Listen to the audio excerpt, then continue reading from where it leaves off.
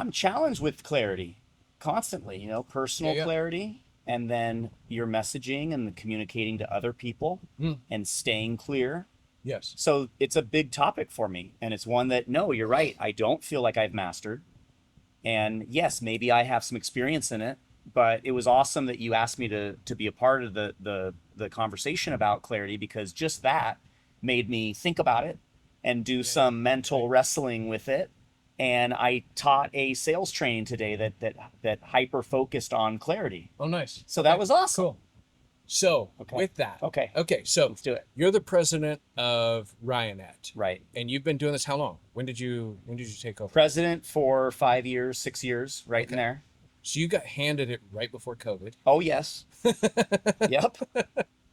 And right before a major corporate change as well, a strategic change, a restructure. How many meetings do you have a week? Group meetings with team members, 3. Okay. Individually with direct reports, because I have 13 direct reports, I'd say that I do monthlies with all of them. So let's divide that by 4. So about 4 to 5 a week, individual team Okay. member, one-to-one connects. And let's call it 2 or 3 vendor connects, which I would consider meetings, Okay. and a couple random ones here and there. So let's say on my calendar, meeting with other people, 10 to 15 a week.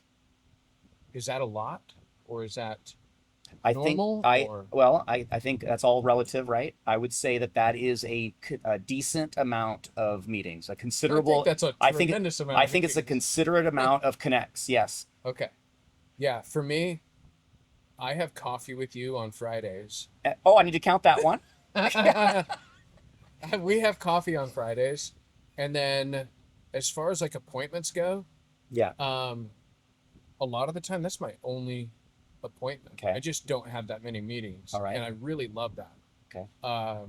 And ours is like, I guess you could call it a meeting, but it's not like we have some sort of agenda. We just show up and start talking, and it's 100% social. Yeah. So even then, if you want to call it a meeting, it's a meeting, but I mean, it's really just a social, like, get together and talk about life. I've got, I've got this, and then I have one meeting tomorrow with a friend of mine. We're just gonna have coffee and talk about the podcast and where this is gonna go. Yeah. Okay. So I got did you looked at the questions, you saw I did. this? Okay. I appreciated the clarity.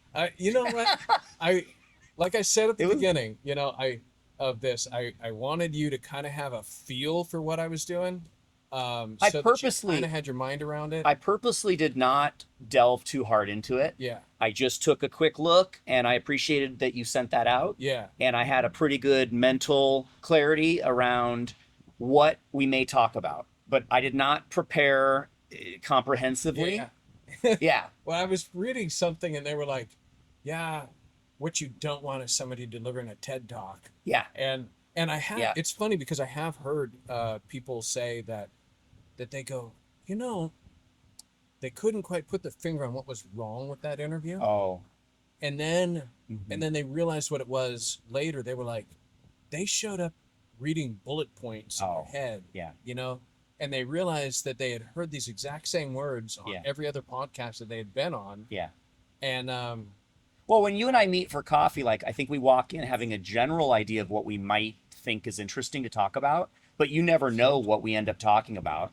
And then sometimes after 50 minutes and our coffees are finished, one of us will say, like, man, I wish we recorded that. yeah, yeah, So here we are recording it. yeah. Yeah. When I say the word clarity, just to kick it off, when I say the word clarity, what's the first thing that come to mind, and how would you define Yeah. that word? Confidence to take action. That's how I'm sorry if it's random, No. but that's how I think about it. Okay. It's a confidence to move forward. Okay, so for you, you start with what it gives you, like the outcome of getting clarity. Yes. Okay. When Is that the wrong answer? No, no, no. When I went and when I was preparing for for doing the talking head monocast video, one of the things that I do is pull up a bunch of quotes, right? And just start going through them and run a highlighter and see what they make me think. And clarity, the outcome of clarity is confidence, is a sense of being able to be bold and take action, right? Yes. It's when I was looking up things that were like, what's the opposite of clarity? Yeah. It's like a fog. It's like confusion. Yes. It's, all of these things that, that make it so that you won't take action, right? It's the exact opposite. Gives you the exact same opposite outcome. I love that you brought that up. I really do, because in my talk with our team today, that came up. I was explaining what clarity may be and feel like and what it is, right? And then just the reverse of that is, well, you all can easily define when you're not clear. It's when you're confused and frustrated and don't understand how to move and you're in the dark. Yeah. Yeah. Yeah. And I think that a lot of clarity comes out of asking really good questions. You know? It's when you which is actually goes into another one of my the reason why I was asking about all of the meetings is because sometimes I wind up in a meeting, like, even though I just said that I don't wind up in very many meetings. Yeah. One of the things that I hate about meetings is when things are vague, and I hate when a meeting's not going in any particular direction. It just doesn't feel like, it feels like we're checking boxes and we're just like going through the motions. Yeah. And nobody is like really engaged. And then for me, a meeting, sometimes what'll happen is somebody will say something. They'll just make a comment. And I know that what they said was, in their mind, really important. Yeah. But I didn't understand what in the world they were saying. Yeah. Right? Now, Yes. when that sort of thing happens, how do you respond? How do you force clarity? Because I think that sometimes that's what we have to do, is actually force the matter and get somebody to specify. I'd love to sit here and say that I run super effective meetings all of the time. Okay. That's not the case. Okay. But I think what you end up wanting to do is create an agenda for a meeting, the areas that we're going to cover, who's going to cover what, any prep work. Maybe you can send out a little summary of what the information is so they can do some homework before they go to it. And then a very clear action of what we're trying to get out of it. Is this a brainstorming meeting? Is this an action meeting? Is this a planning meeting? Is this a meeting that we're going to decide on something, right? So what is the outcome of this meeting? Why the heck are we meeting? Yeah. Because if we don't have to meet, great. For sure. Let's not. Yeah. And so if somebody randomly brings up something that's outside, and they're going to, because people are chaotic and they do sometimes, the front of mind is just something they want to talk about, like you said. Yeah.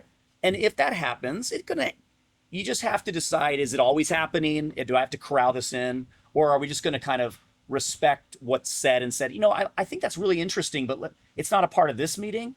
Let's take a note and talk about it afterwards, for instance. Let's get back onto the agenda. We're running out of time. I don't know. That might be something that we want to bring up.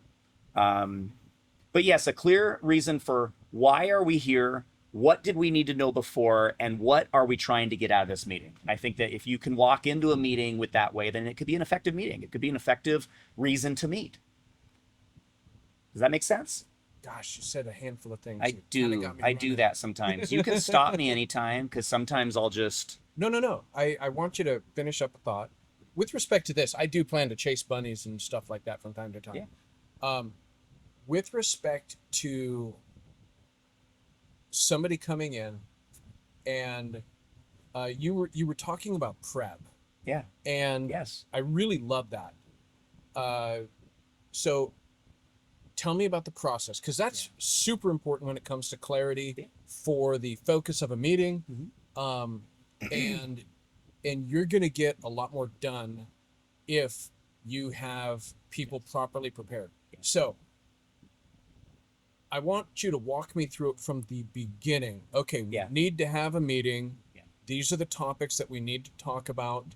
I want to know from the get. You select that you need a handful of people. Yeah. I want to know Exactly. the timeline. I want to know the timeline. How long do they have to prep? Exactly. Are they turning stuff in so that the whole team sees it? Right. And what happens when they don't? Yeah. So walk me through that, because Okay. that's interesting. Okay.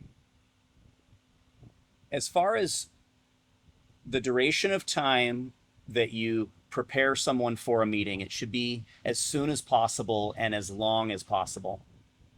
Of course, it can't be too long. It needs to be urgent. If something's urgent, it's just urgent, right? Yeah. So try to give as much time as possible, at least a week. It just depends on the environment, though. That's a hard one to answer, okay? Yeah. There's But plenty, yeah. yeah. Who am I inviting? I'm inviting the least amount of people that I need, Okay. who can have the most vast and share the most vast knowledge on the topics. Okay. If the meeting is intended for that, if the meeting's intended for sharing knowledge, discussing, debating, and coming out with a decision, then I want the least amount of people possible. If the meeting is more around announcement, information, updating, then there's a value in bringing more people to the meeting. Sure. Okay? There just is. So everybody gets the clear message from the person. So what you described is a range from the small one-on-one, but the range extends all the way to the all hands on deck, Yeah, it which is does. almost 50 people. Yeah. A town hall. So, okay, so Yeah. with that, okay, carry on. But the least amount of people. See, Yes. I'm not someone that's who. awesome. Yeah. I love the Yeah. idea of being nimble, having experts in the room. Okay, walk me through the prep, because Prep. there's a variety here, and you want stuff turned in. Okay, walk me through that. You can't expect to have good people walk in and then for the first 15 minutes you're telling them why they're there and Yes. all the reasons why we should talk about X.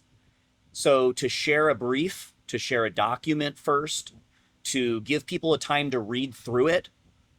I heard that, I believe it's the Amazon's team, when they put meetings on, they have a brief and they share it out, but they realize that you're not going to read it. You're too busy. And so the first 20, 30, 40 minutes of the meeting, they all have to read it. Yeah. It's silent. They're reading a brief, right? And so I think that's interesting, because we may expect and have good intentions to prepare, but we may not. And you asked, well, what happens if someone doesn't prepare?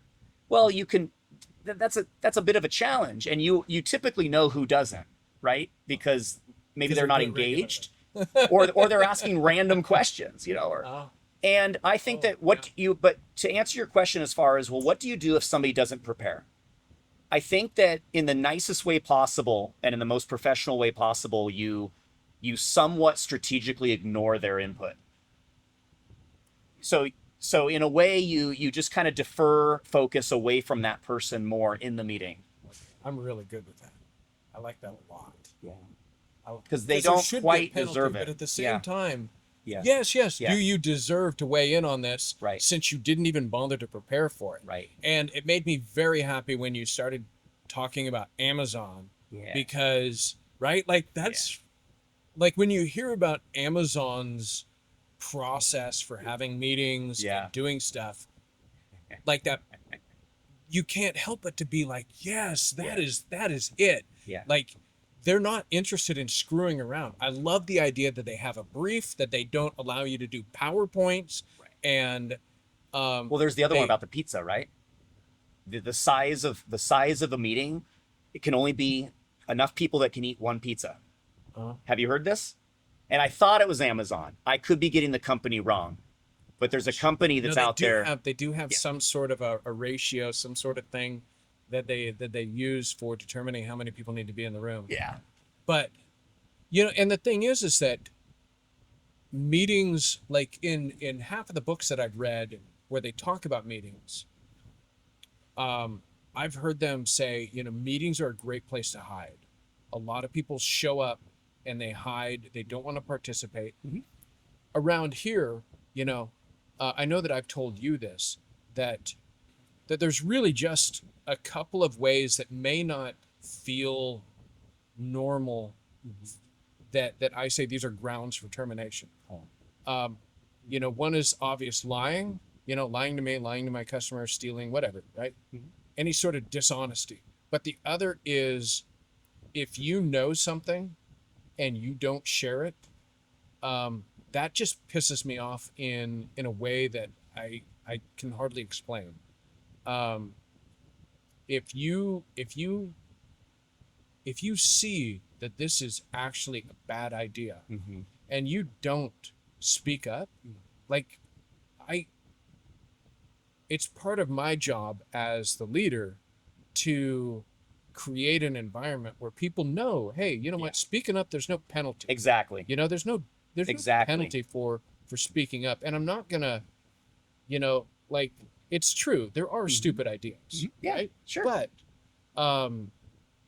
like you were talking in a brainstorming meeting, there is no stupid idea then. We just document you everything. open the environment up and say, And then just we say what come is on back your mind. through. Then we come back through and we red team it and we beat the crap out of all of the ideas. We slap them around. Yep. And whatever survives, is probably going to be good. But so anyway, so we've kind of, I don't want to wander too far away. Yeah. But Let's keep I moving. love that you brought up Amazon, because there's very few companies that I look at and I'm familiar with an aspect of them that is distinct. Like there's nobody else that nobody else talks about. Oh man, the meetings at my company are awesome. Yeah. Like at Amazon though, you hear them talking about that. Like, yeah, our meetings are really good. Yeah. And a good meeting is a meeting that results in clarity, which the end result is going to be, hey, you know what? We can go make some decisions, kick some butt, and go hard on something. And the one last thing about meetings, because we can go on and on about that. I know that we want to cover a lot more stuff. It is in your culture, it is good to be safe and say, look, if anybody's in a meeting and they don't feel relevant, the information's not relevant, they're not helpful in any way, like excuse yourself. You can totally leave or not show up. I've been using optional invites quite a bit. Like for instance, we're doing some candidate interviews and I've been like, hey, here's the people I need to be there. They're required. But then here's 4 or 5 optional people and it's cool. Show up or not, so people have to know that it's okay, that this isn't a tree fort. It's not like the most popular people have to be here and smile. If this meeting is not effective for you and you have better things to do, leave. Do you let people duck out? Of course. Cool. That's something. Gosh, when someone ducks out of a meeting, I'm like, give that person a promotion. You know what I mean? I recently heard, I was recently listening to a book or reading it, and they were talking about people leaving in the middle of the meeting. Absolutely. And how that is totally fine. And I have a son-in-law that works at an investment company, and he was talking about not attending meetings. Yeah. And yes. And how the boss was cracking on him or whatever. Yeah, like what the? He's like, what am I doing there? Like, I've got work to do that actually gets profit and moves the ball forward. And what do you want? You want attendance? You want bodies? Or do you want money? When I was laughing because we haven't talked about the dynamics, and we're not going to, about the virtual meetings that are so abundant now since COVID, especially since COVID, but just virtual video meetings versus in person. And what I was just thinking about was laughing was when I said that people can duck out. Wouldn't that be funny? Like on virtual meetings, just shutting off your camera and taking off without even saying anything. I thought that was funny. I've actually been at, I've been in some larger Zoom meetings. Yeah. And I'm like, I'm pretty sure there's nobody in that one or that Did one. they lose connection? Like, they just shut the camera off, and they're doing something. This is one of the things where the more I got to thinking about it, the more I was super interested to hear what you had to say. Okay. Because you and I haven't talked a whole lot about AI. True. And like, I don't know about you, but I'll go into ChatGPT and I'll say, hey, I need some help on this, and I'll hit enter, and it'll like screen after screen after screen, and I'm like, oh yes. One of the things, so like how old are you? 43. Okay, so I'm 54. Shop manager is 24. Her whole life, as far back as she can remember, there's been YouTube. right? Yeah. Now, when I was in my 20s and Mhm. I was kind of interested in business, and I was Mhm. in my 30s, I was definitely trying to figure stuff out. But if you bought a Tony Robbins Mhm. cassette collection with a Mhm. workbook and the whole thing, you're looking at 400, 600, $1,000. Oh yeah. All of that stuff is free and online Oh yeah. with the downloadable PDF. Mhm. Um, and the amount of information that is available is silly. It's reached a level of absurdity, and it does the opposite of, we're actually asking ChatGPT to help us because we want clarity, Yeah. and then it just opens up this fire hydrant Can. and just It- dumps on us. Yeah. Now, Yep. I know that in our conversations and in conversations with Sean and others, that you've got people that are showing up to meetings that are using AI. And so there might have been a time when, in your mind, you've got 5 people in the meeting, but they're showing up with enough information for 5 reports to themselves. Good. And so Yeah. the amount of information that's showing up is more like 25 people. How are Okay. you navigating that? Because Mhm. I'm sure that the volume just since 2023 Mhm. is completely Yeah. different. Yeah. So Yes. how are you navigating that? How are you encouraging the people that show up to the meetings? Hey, taper it down. Like, Well, with your question, is it okay if I take it away from meetings too? that's totally fine. Okay. Okay. Because it happens just constantly, right? And I kind of, I'm hearing your question is more around with the just a unfathomable abundancy of knowledge and Yes. artificial intelligence Yes. and Google answers and everyone's opinions and all these different, how do you navigate through that and create clarity through that? And I will say that who the heck knows? I have no idea. But I think of things like just because something's loud, let's think of it in the term of loudness, just noise. Okay. Okay, noise. Shh, it's coming at you. You know what I'm saying? When eventually something's so loud that it gets quiet. Do you Okay. ever do Like, that? Do you ever hear something so loud that it starts to just numb out it and sounds almost like you're describing white noise. yeah, it's kind of like white noise. Yeah. So if I focused on all of the random bits of information or AI spitting out 3 pages and it starts going, you know, that's very chaotic and very overwhelming. But but even though the ocean has, so much salt, so much water, so many whales, so many things, scientists still pick a drop of water out and they can study it, you know? Yeah. I guess where I'm going with that is it's not quite about the abundance of information, the quantity of information. It's about focusing and being specific on what information are we trying to uncover, right? What Yeah. specimen are we really going after? And that's my answer to you as far as how do you navigate through all of those ideas and those things. It's really just trying to distill the difference between clear signal, and noise. I've got that book, and Yeah, yeah, I need yeah. to And read and, it. and I I my keep this is not the third time this week our that I've team's heard been this. talking about this a lot because I brought this to everyone's attention. This idea around a percentage, just being more aware of when you have a clear signal on your mission and your goals and activities that lead to that. Things that are really priority important to get to where you really want to get to. And the opposite would just be random jokes and fun and distraction, all the things that people love to do. Yeah. We're really good at that. Yeah.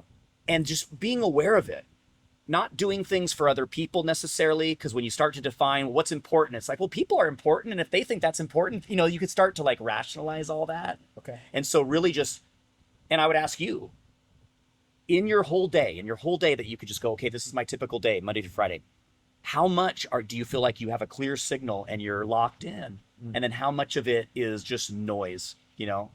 Shh, I can't. What? Shh, that part. Yeah.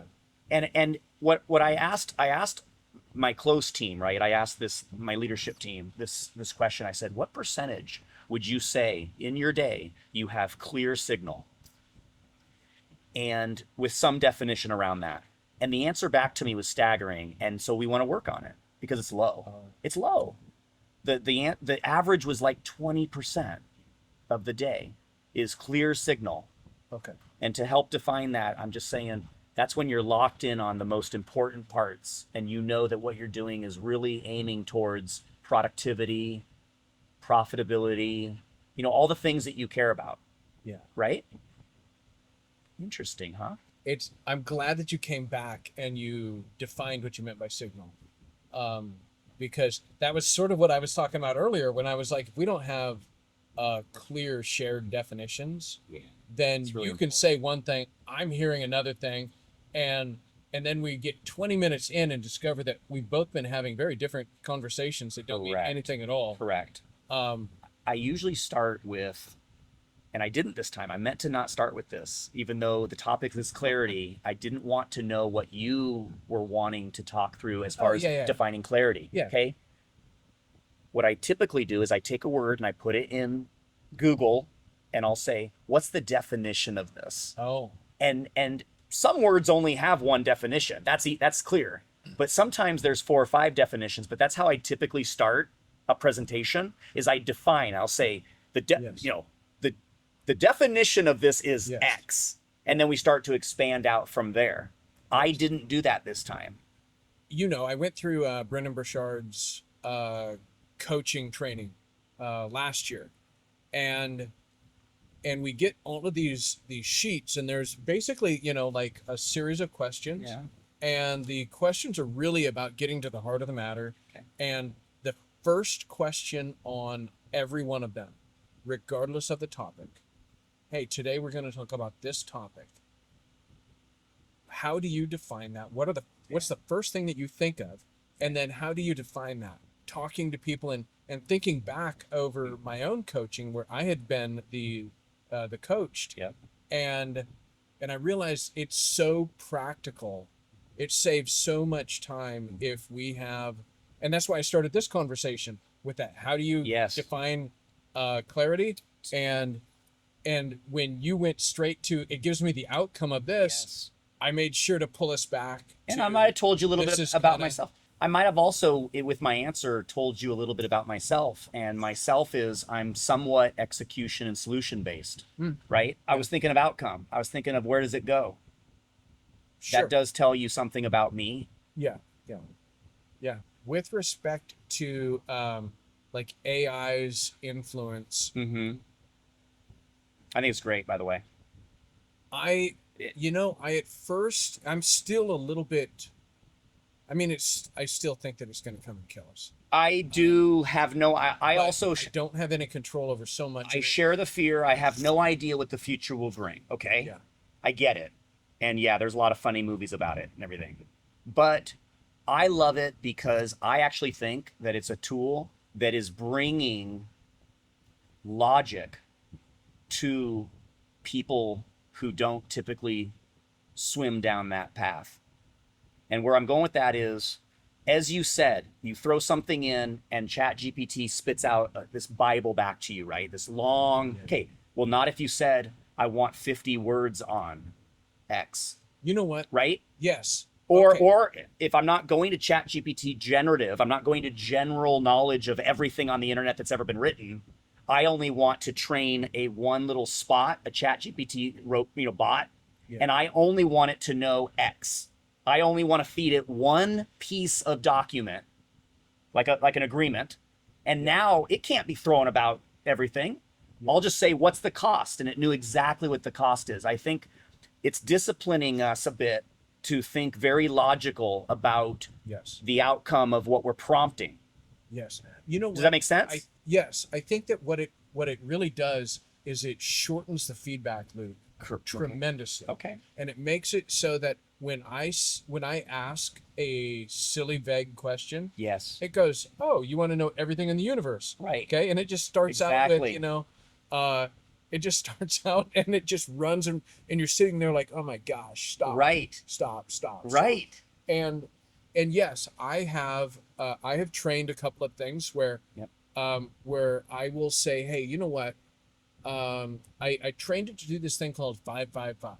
So it gives me 5 quotes that can be given, attributed, 5 quotes that would be just brand new. Okay. It Yeah. gives me it gives me a stack of stuff. Now, it doesn't even make sense anymore that it's 555 because that's what it started out as. Okay. And since then, I've honed it and trained it and like made it do a whole bunch of stuff so that when I'm preparing for a talk like this, I would have started out by saying, "Hey, give me a 555 on clarity." Then it'll punch out 5 quotes. And now I might do something like, "Give me a 555 on clarity with respect to communication Okay. or with respect to work or, whatever," right? Like, and I think that you're right that when I'm using Chat GPT, one of the things that I come back to over and over again is I don't want it to just give me the answer. What I do is I tell it, "Hey, and tell me why you said to Mhm. do it like this," right? So, like I don't know all of that much about what goes into creating thumbnails for videos, right? So what I do is, and I don't know about you, but I've I've kind of behaved like this for a long time, and I felt dirty about it at first. I would find an article that I really liked, Oh. and then I would hand it off to somebody and say, "Hey, man, you should check this article out." And they'll come back and they'll tell me, but I never read it, right? Oh. And then they'll just basically give me. I saw Henry Ford do something like this. There was something that Henry Ford did where basically he wouldn't go He and learn the didn't. He information didn't himself. read the news. He didn't watch the news, or maybe it was him, maybe it was someone else. Somebody said, I don't do that. What I do is I call three of my best friends or whatever, and Yeah. they tell me the headline of the current event. Yes. And if And it's important enough to tell me, then it's the news. from time to I got caught a couple times where Well, that's a little, they were like, "Oh, you didn't read it, did you?" And I'm all, "Yeah, no, I didn't." well, but I didn't want to waste my time. but well, they were on the clock, so I was paying Oh, them to. got you. and and and so now what I do sometimes is if I'm watching a video Mhm. that is on like learning how to make thumbnails, Yeah. right?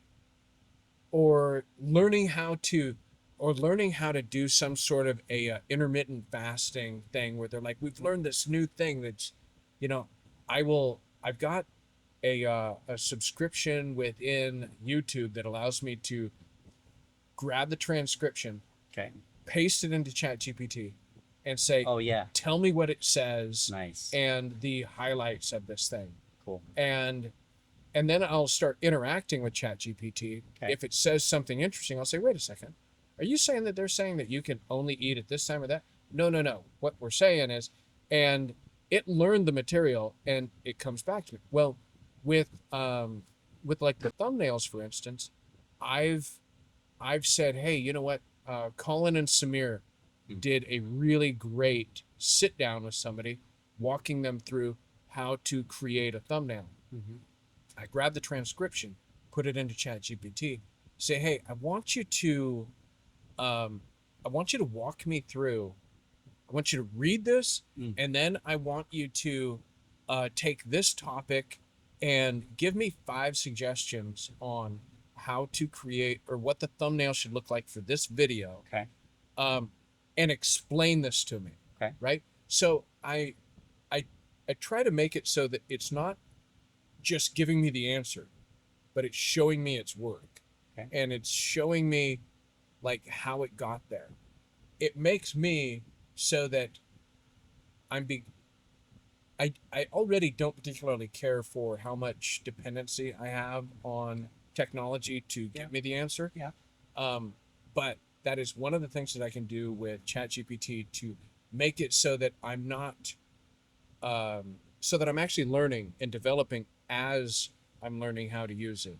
that's something that that I'm that I do get kind of concerned with people that use Chat GPT and that sort of thing, is that Yeah. they're perfectly comfortable with being handed the solution, Oh yeah. and they giggle like they got away with something. Okay. And I think that that's really short-sighted, and that they should really focus their attention on the learning part, Yeah. like having it show you why it got to that solution. Because I've had it, like, I thought that I was being clear Yeah. in my instruction, Yeah. but I wasn't being clear. Like, there was a word or two out of place. Yep. A synonym. Yep. Like, every once in a while, a synonym out of place will give you a completely wrong outcome. All right. You know how people say, I got to get my head clear, Sure. right?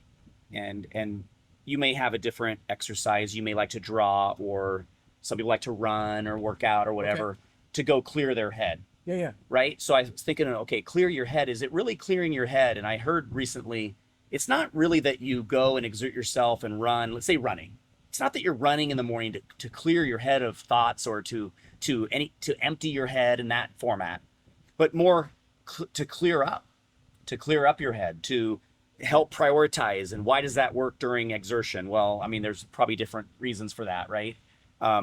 So yeah, exactly. So to go, because what it is that you can't be distracted. Number one, you're running down a path. You can't stop and get, I'm going to do this, I'm going to do that. Someone's telling you, no one's going to bother you when you're running. Yeah. And so it's just a time where you are connected, you're exhausted perhaps, you start getting clarity. But again, not to clear your head of thoughts, but to actually take all the wrestling thoughts and process them and distill them down and get clear on what's actually important. And maybe that's solutions, or aha, the aha moment, or what you might have that in the shower, or by doing whatever, doing art. And so that's one thing that I wanted to bring up, was that how you get clarity is really, really important. No, you know what? You're actually making me think of two different things. Well, three. One is, I need to make sure that when I've got people on, I say, hey, do you have any thoughts on this? And just let them, like, hey, where did you think we were going to go? I got more too. Well, okay. So around that idea, like, some of my, I have found that for me, some of the, I think that when you go and you do something that doesn't require you to think deeply, right? Like running. Yes. And puts you in a place where you don't have any other place to be. I think that there's some characteristics about it, because I think that what it does is it gives you a chance to breathe, like your brain like exhales and inhales fresh air. And it allows you to freshen up, like refreshes you. And when you started talking, I was like, oh yeah, that's right. And you go up to Mount Hood, and you go up there, fairly regularly. Yeah. And it's funny because you like to go to the same spot. I do. In the same vehicle, doing the same I do. thing. And that would make me completely crazy. I prefer getting on a plane, going someplace I've never been before, eating things I've never eaten before. And I'll go for 4 or 5 days, and I'll come back and I'm like excited. But it also got me to thinking that I love getting on a train, sitting in the observation car and just watching the world go by. Like, I swear, as soon as the train pulls from the station, and I like get up and I like run to the observation car, like, you can't wipe the smile off my face, even though we're pulling through some of the gnarliest parts of Portland. I'm like, look at this. Like, this is the coolest thing in the world. And all right, you're onto something. And I also have and there's many ways to slice and dice up the categories and topics, but I was thinking of clarity, the forms of clarity that we experience, where it gets into, and the way I thought it through it was like, all right, Vision clarity, vision and purpose clarity. Okay. Mission clarity, Yeah. more specific to the project or today's mission. I thought of mental clarity, spiritual clarity, physical clarity, relationship clarity. I thought of the digital clarity, digital, which and then I think everybody looks at all those different options. At least that's how I separated it. And some of those mean a lot to you. Some of those hit harder. They trigger Sure. you, right? Sure. Which ones I don't know. I asked a few people today which ones, and I was vulnerable first. I said, mine are like digital clarity, digital and vision and purpose. Like I want to know why, what's the big outcome? I want to know where this is all going. But then the digital part, my calendar, my task list, the digital noise, the notes I have, if it's updated, if it's not updated, if it's out of order, if it's not, I am congested. Prognosis is negative in that situation for me. I am paralyzed. I get very anxious and I overwhelmed and I start even speaking weird. And my wife will say, have you sat down and organized your calendar lately? And I'm like, no, I need to. And if you look at my calendar, and I'll share it maybe, my calendar from head to toe, I mean, from 6 a.m. to 6 p.m. is packed. Yeah. I book everything. You got a color-coded, booked everything, who's involved, whatever. And I just recently got one of those little calendars for the kitchen where all of our family's calendars come in, and now we can see everything. And we have a task list and Is a it grocery. digital? Yeah, it's digital. Okay. It's called the Skylight, and it's so cool. And because now we have a central location, because my wife and I were like, your calendar says what? What does your calendar say? And we've shared calendars. That's not the same. Now we have one simple thing. And she was trying to complicate it. She was trying to say, well, it doesn't have lists and like different stages and dependencies and all, like her planner and her Monday and all that. And I'm like, no, the point of this is that it's supposed to be simple. So one thing I want to say, and I'm super pumped about saying, is like, when it comes to clarity, you want your systems and processes and vehicles and your workflows to be as simple as you possibly can, but not too simple. There was somebody who always told me that, an old operations director, and he always said every time, let's make it as simple as we can, but not too simple, because you want it to have dynamics to be able to process and account for. He was a systems guy. Yeah. But you want it as simple and distill it down as simple. And I think about the Beatles and the songwriting, and I think they've said before, it's very, very easy to write a complex song, but it's very, very hard to write an easy song. And so clarity to me is like the mastering of things. It's the simplifying of things that make it effective, but not congested and not bigger or faster than it needs to be, but just right. And I think that is something that so many people struggle with, because they just do everything they possibly can, I'm a wine connoisseur. I'm a jogger. I go to the mountain. I go to Disneyland. And they get overwhelmed with everything, and then they got to shut media off and touch grass, and they've got and like I need a break. Yeah. And it's like, well, and I get there too. I sound like I'm preaching now, but literally try to take everything and simplify it down because the amateur says, what can I do?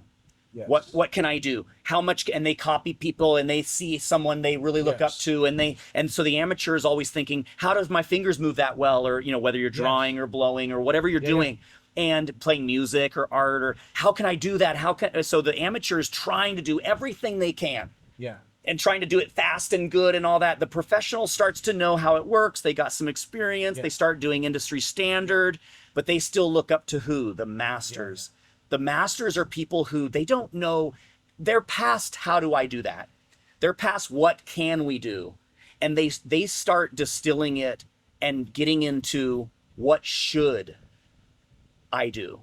Yeah, well, right? For a specific outcome. Right. Yeah. What should be done here? They get clarity on where they want to go. Exactly. And then they get, like, I don't know, a sub-clarity of... Yes. They break it down. Yes. Something that you said in there. Okay. When you said physical clarity, yeah. Like, at first I was like... Yeah. I thought for a second, then I thought, man, you know what?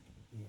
How many athletes have we seen that they have their food on point, they have their workouts on point, they have all of these things, and then they have their relational things completely out of whack, and it subverts all of that. Yeah. Or Yeah. the athlete that they understand the sport, they understand the angles, they understand everything about it, but they have no clarity on their food, and so they Right. show up after the off season, and they're 60, 70 pounds overweight. Right.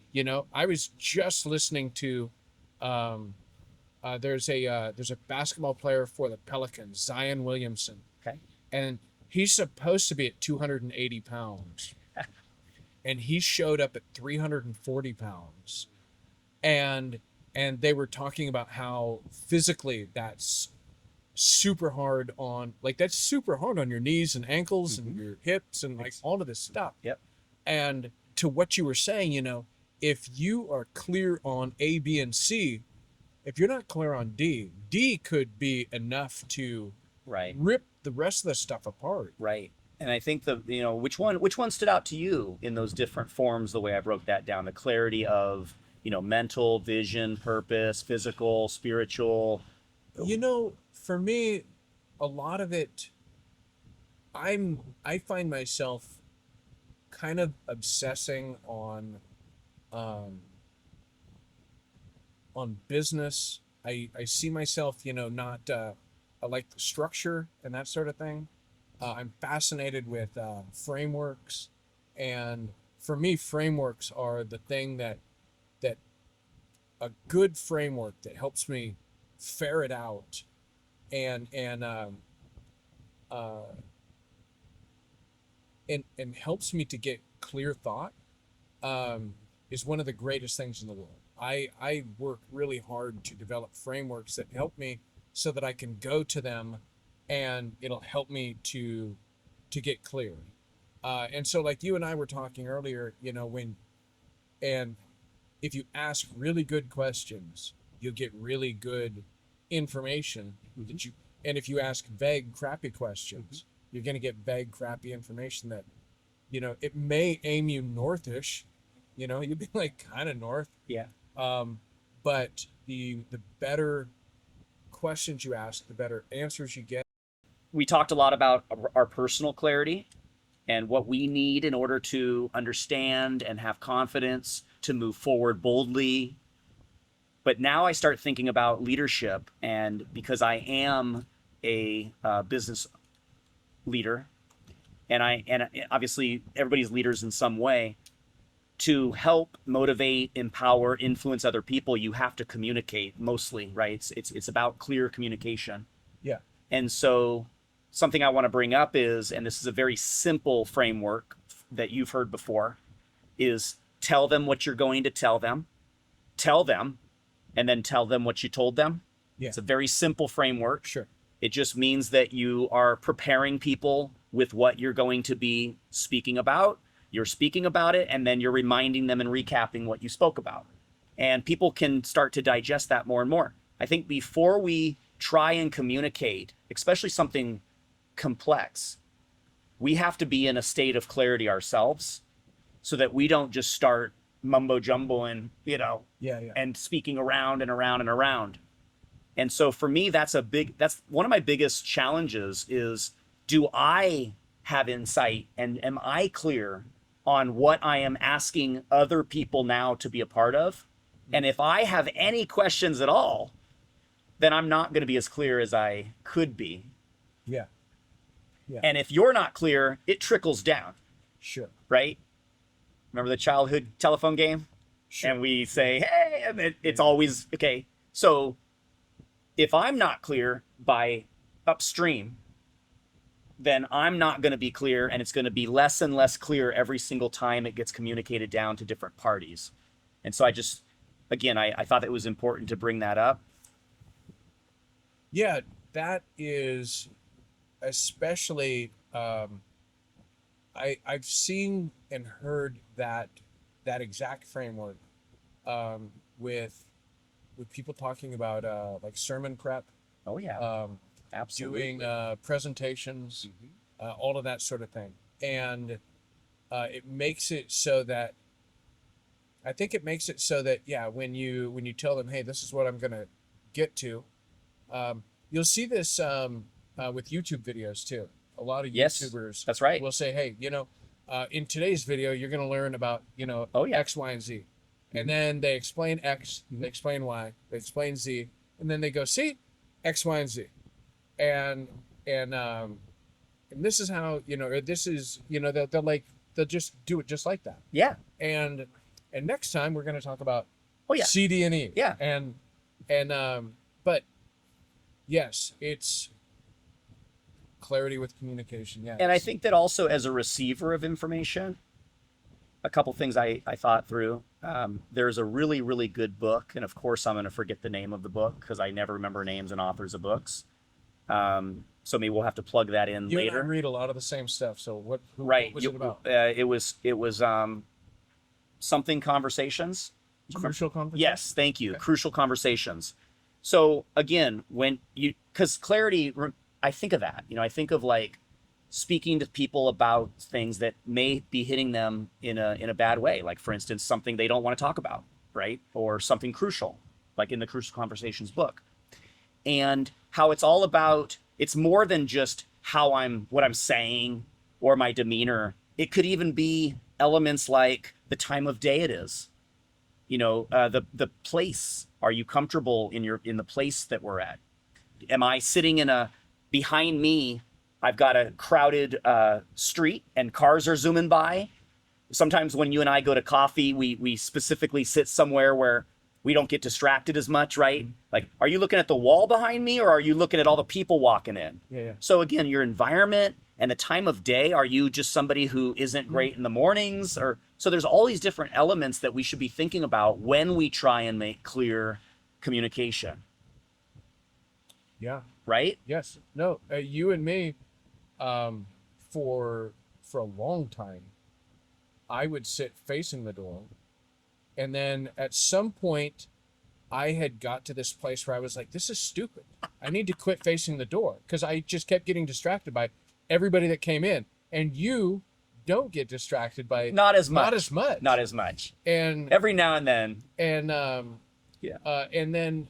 And I still remember, like, you came in, I was with my back to the door, we had a conversation, and at the end you're like, that was amazing. That was awesome. That was a completely different conversation. We need to do it like this. Let's do that. And so again, those kinds of things, those subtle things are very important sometimes. So they can easily be left out. They can be lost. And if something didn't go right, but you're like, well, I said everything I was wanting to say. I don't get it. Yeah. It could be one of those other things. Yeah, your environment definitely weighs in on definitely influences how good and clear the conversation is. Yeah, for sure. All right. This is good. Yeah, for sure. I feel like I'm actually trying to make this so that I don't do very much editing at all. Yeah. I'm really trying to make it so that it's a lot of camera switches. Yeah. I'm trying to get JP Hunt for the next one on rhythm. Nice. Yeah. In the company that that he co-founded. I don't. Yeah. Like it said co-founder. Mm-hmm. I thought it was fairly solo, but it sounds like there was a little bit more involved. I want to have him weigh in on the rhythms of growing a business from zero to what it is, and what goes in there. And that's another one where we could have discussions about the rhythm of a ton of different things. Oh yeah. And yeah, you actually you opened me up to thinking a little bit more about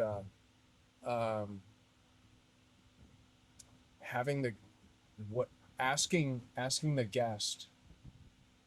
So what did you think that I was going to talk about? Oh yeah. For sure, because I know I probably took it into a whole different direction. No, I'm super happy that you did. Okay. It actually takes some of it off of me, and like I'm going to be doing the solo part twice. Mm-hmm.